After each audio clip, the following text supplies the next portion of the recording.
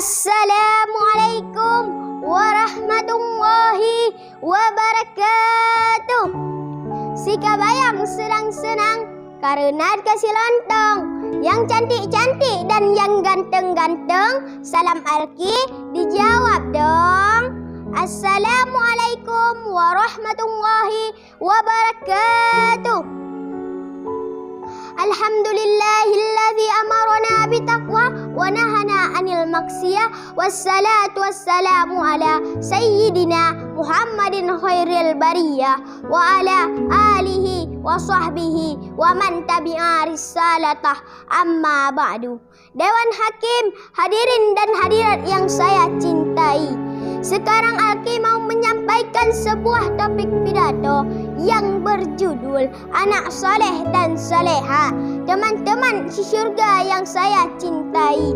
Nah, sekarang Alki mau tanya, teman-teman mau nggak menjadi anak yang soleh dan soleha? Apakah teman-teman mau berteman dengan anak yang soleh dan soleha?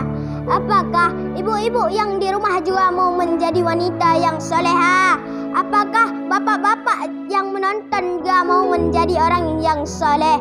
Kalau mau, mari kita kaji Al-Quran Surah Ali Imran ayat 114.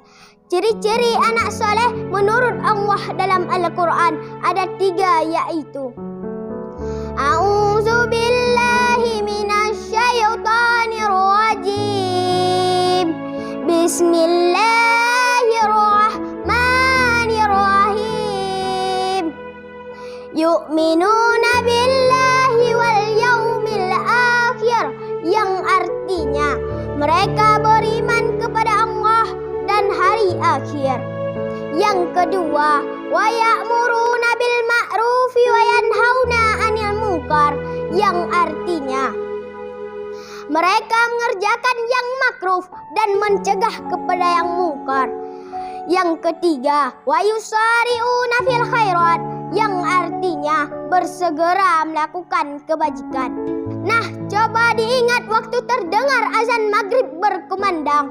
Allahu Akbar, Allahu Akbar, Allahu Akbar, Allahu Akbar.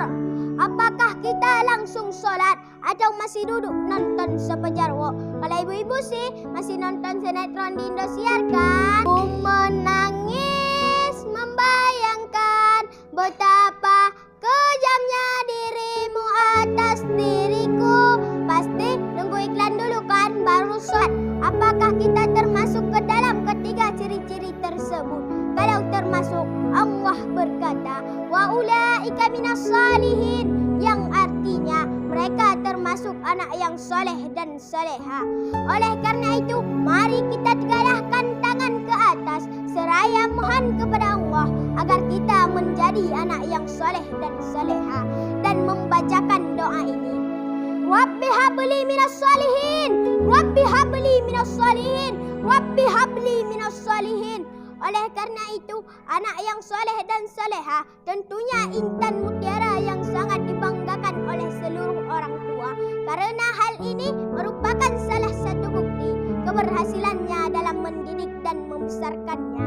Dari pidato singkat saya dapat kita ambil beberapa kesimpulannya. Yang pertama, anak soleh dan soleha selalu beriman kepada Allah dan hari akhir. Yang kedua, anak soleh dan soleha selalu mengerjakan yang makruh dan mencegah kepada yang mungkar. Yang ketiga, anak soleh dan soleha bersegera melakukan kebajikan. Yang keempat, anak soleh dan soleha selalu berdoa untuk kedua orang tuanya. Dan Allahumma gfir lana zunubana wa zunuba walidaina warhamhuma kama rabbayana shighara.